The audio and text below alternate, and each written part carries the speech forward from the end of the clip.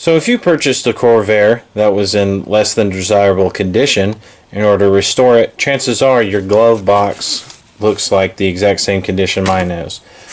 After years of just sitting around, the cardboard tends to just break and crumble apart. So, for our first video, we're going to go ahead and replace this guy. Alright, here is our new glove box that we're going to install in the Corvair. You can get these from a couple Corvair vendors. They should come with the fasteners already attached inside the glove box. I know on some of the suppliers you can get them unassembled, unstapled, so that way you can save on shipping. It'll just mail the flat thing to you. Or you can staple it yourself, or order it complete like this one. You will need your fasteners though. Let me show you what type of fasteners you will need. You will need the large panhead fasteners. So if you have your Corvair disassembled kind of like mine, and you have fasteners all over, or screws all over the place, this is the type that you'll need for this glove box. You will need 7 of them. Alright, so here we are in the glove box. It's lowered. You'll notice that you will have the holes where these things will sit in. There's the one on the side. It's on the side. And then you'll have one, 2 up top. So notice how it's on this lip up here. So notice how there's a little bit of dirt. So I'm going to go ahead and grab a brush, and I'm just going to sweep up in there and get all that dirt out.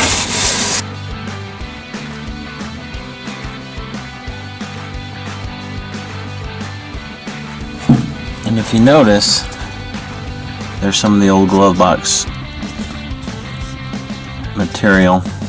So what happens is the glove box goes on the outside of these metal tabs, and the screw will go in, and then it'll go through the fastener.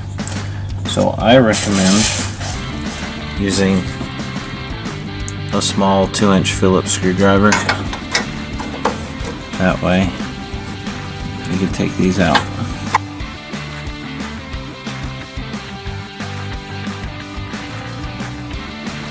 There's the old material with the fastener already secured in there.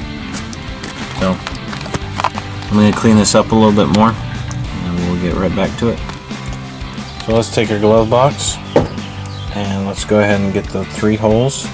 They'll be down along the bottom, not the top. So let's get the 3 holes on the bottom, and we want to make sure that we come up behind, and we got to be careful of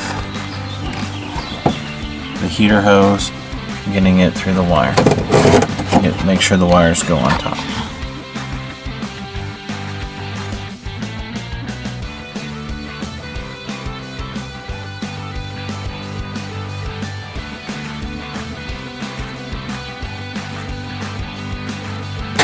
You want to be a little bit careful not to crush your glove box, but you do need to be able to bend it around, get those wires.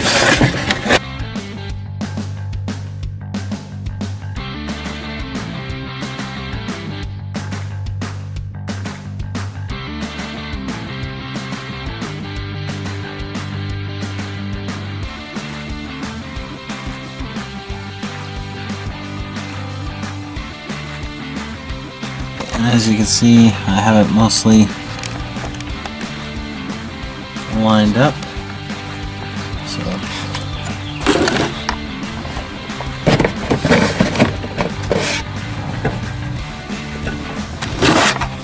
and if you notice, there is the screws from that door that's below. So what I'm going to do is I'm going to come up under here and loosen this screw to drive it out a little bit, so that way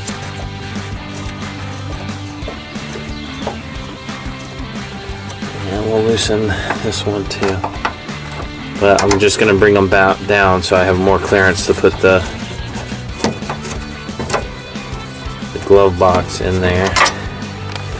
So now I should be able to fit the glove box between that tab and that screw head.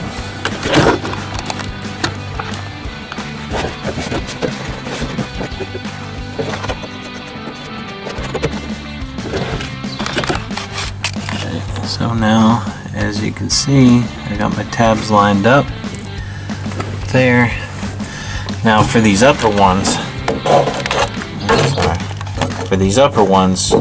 you're gonna have to reach your hand up around the glove box and kind of push it down to get that faster within range.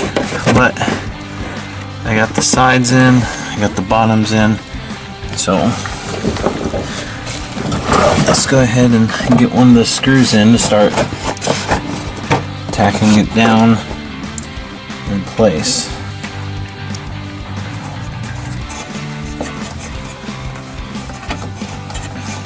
We're not going to tighten it down all the way. I just want to do it a little bit so that way if we need to do adjustment, then we are able to do so.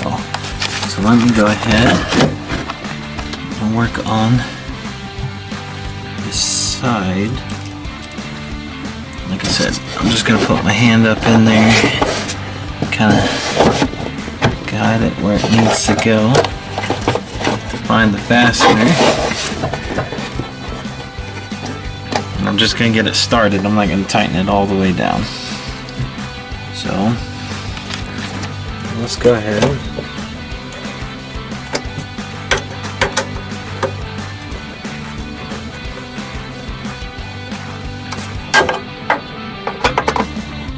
And tighten all these down. And you don't have to put a whole lot of torque on them. And you just want to make sure they're tight and snug. So that way you don't damage those fasteners in that cardboard. And there you have it, a newly installed glove box. Now I can keep my insurance and registration papers in here instead of under the seats like I've been doing.